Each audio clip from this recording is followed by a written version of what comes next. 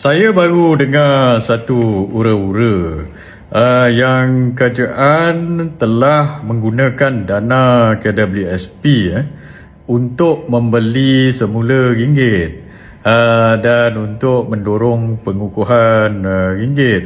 So saya nak tanya kerajaan, adakah perkara ini betul?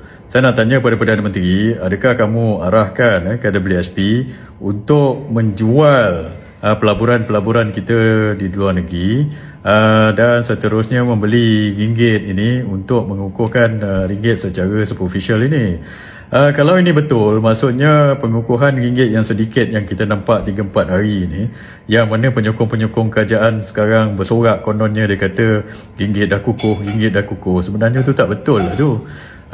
Yang mana itu adalah pengukuhan secara bukan fundamental, itu superficial, maksudnya pengukuhan yang dibuat-buat. So kita yang beli sendiri ringgit kita, lepas tu kalau ura-ura ini seperti yang dikatakan ini yang saya baca tadi, bayaran bahaya guna KWSP untuk sokong ringgit. Kalau ini berlaku, ini adalah satu perkara yang bahayalah. So kita konon nak tunjuk konon-konon ringgit kita kukuh, walaupun sebenarnya fundamentally tak kukuh. Kita pergi beli sendiri, seolah-olah macam katakan kita berniaga nasi lemak. Nasi lemak kita tak sedap, tak ada orang nak beli. Lepas tu kita gunakan tabung duit kita sendiri, konon-konon kita beli sendiri pula dah nasi lemak kita.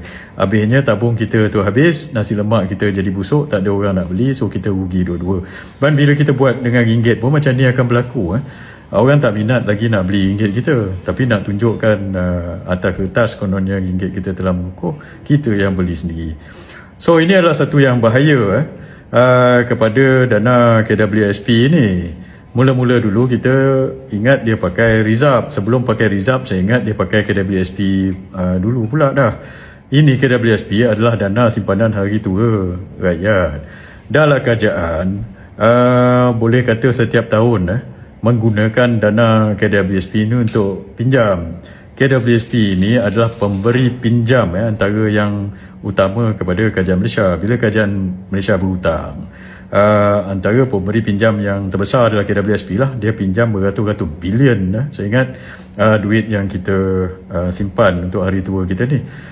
So kerajaan pinjam duit itu daripada simpanan kita. So sekarang ni, kalau betul cerita ini, maksudnya kerajaan juga gunakan duit simpanan kita untuk kita pergi beli ringgit pula dah. Untuk superficially kukuhkan ringgit. Ini pada saya adalah sesuatu yang tidak sepatutnya berlaku lah. Dan apabila ditanya kepada Ketua Pegawai Eksekutif KWSP, iaitu siapa ni? Ahmad Zulkarnain On. Apa yang Zulkarnain ni cakap? Dia kata, secara prinsipnya, bila di bawah nilai kami akan mengambil untung. So saya tak tahu apa benda dia maksud ni, di bawah nilai apa. So mungkin dia kata dia setuju dengan Gubernur Bank Negara lah ke. Gubernur Bank Negara kata ringgit ni terkurang nilai.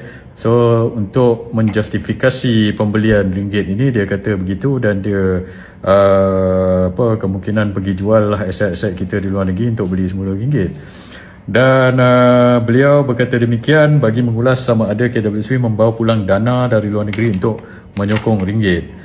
Mengulas aliran dana itu, Ahmad Zulkarnain enggan mengulas mengenainya kerana perkara itu adalah sulit, dia kata.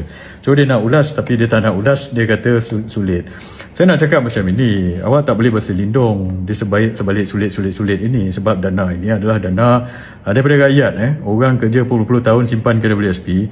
Sekali, jika sekiranya ini yang telah berlaku, awak kena explain penggunaan dana ini untuk pergi beli semula ringgit untuk mengukuhkan ringgit secara superficial ini.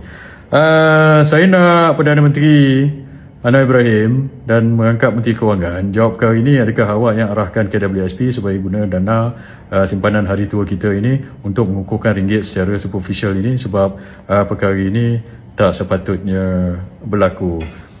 Just because we want to look good on paper, kita pergi boleh dikatakan seolah-olah memperjudikanlah dana duit simpanan kita ini untuk apa orang kata mengukuhkan ringgit secara superficial ini. So sebab itu Menteri dengan Perdana Menteri perlu jawab.